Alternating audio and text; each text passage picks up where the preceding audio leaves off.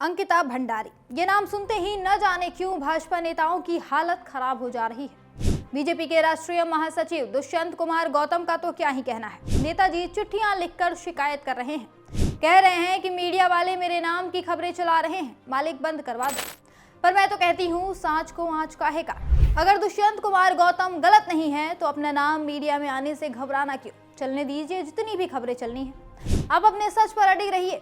ऐसे बार बार सफाई दीजिएगा, खबरों से डरिएगा तो जनता शक तो करेगी ही। वो तो यही मान के चलेगी कि दाल में कुछ काला है। तभी इतनी घबराहट है बीजेपी के नेताओं में। ये चिट्ठी देखिए, बीजेपी के राष्ट्रीय महासचिव दुष्यंत कुमार गौतम ने गृह सचिव उत्तराखंड को ये चिट्ठी लिखी है। इसमें इन्होंने 28 Facebook profile, 9 Instagram handle, 8 YouTube channel और 2 एक्स हैंडल की लिस्ट दी है और कहा है कि ये लोग अंकिता भंडारी केस में मेरा नाम लेकर खबरें चला रहे हैं। इस चिट्ठी के जरिए नेताजी ने मांग की है कि इन प्लेटफॉर्म से उनसे संबंधित सामग्री हटा दी जाए, यानी जो भी खबरें उनसे जुड़ी हैं वो सब हटा दी जाए। इसके अलावा भविष्य के लिए ऐसी सामग्री का प्रसारण प्रतिबंधित करने की भी मांग की गई है।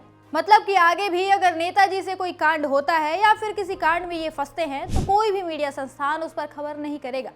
ऐसी कुछ व्यवस्था कर दी जाए। बस इतनी सी मांग है दुष्यंत कुमार गौतम की। अब बात करते हैं उस खबर की जिससे दुष्यंत गौतम के साथ साथ पूरी भाजपा की टोली घबराई फिर रही है। उत्तराखंड की अंकिता भंडारी याद होगी आपको। 19 साल की एक मिडिल क्लास परिवार की लड़की जिसकी आंखों में हम सभी की तरह कई बड़े सपने थे। इन्हीं सपनों को पूरा करने के लिए अंकिता ने 2022 में ऋषिकेश के वनंतरा रिजॉर्ट में बतौर रिसेप्शनिस्ट काम शुरू किया था।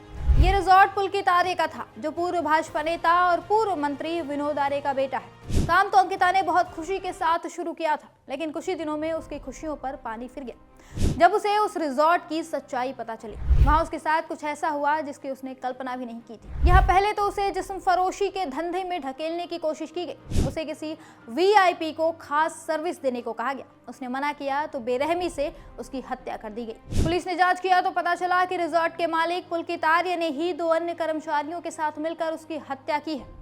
गिरफ्तारी हुई तो इन लोगों ने अपना जुर्म कबूल भी कर लिया। मई 2025 में पुलकित आर्य और उसके 2 साथियों को दोषी मानते हुए आजीवन कारावास की सजा सुनाई गई, जिसके बाद से वो जेल में ही है। लेकिन आज तक ये गुत्थी नहीं सुलझी थी कि आखिर वो वीआईपी था कौन जिसे सर्विस न देने पर अंकिता की हत्या कर दी गई। हत्या के 3 साल बाद अब जाकर खुलासा हुआ है कि जिस वीआईपी गेस्ट को सर्विस देने से मना करने पर अंकिता की हत्या की गई थी वो कोई और नहीं बल्कि बीजेपी का राष्ट्रीय महासचिव और उत्तराखंड का प्रभारी दुष्यंत कुमार गौतम था।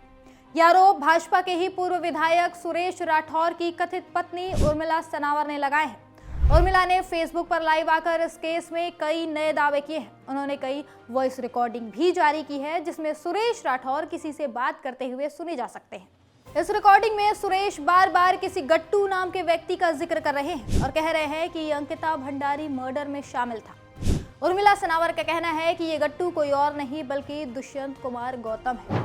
उर्मिला के इन आरोपों ने इंटरनेट पर आग लगा दी है। सोशल मीडिया पर हर जगह इसी की चर्चा हो रही है। लोग बीजेपी से जानना चाहते हैं कि वो इस पूरे मामले पर कहां स्टैंड करती है।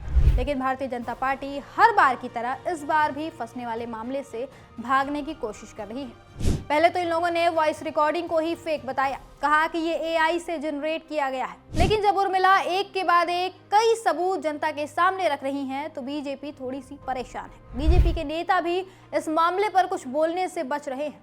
यही कारण है कि दुष्यंत कुमार गौतम पर जनता का शक और गहराता जा रहा है।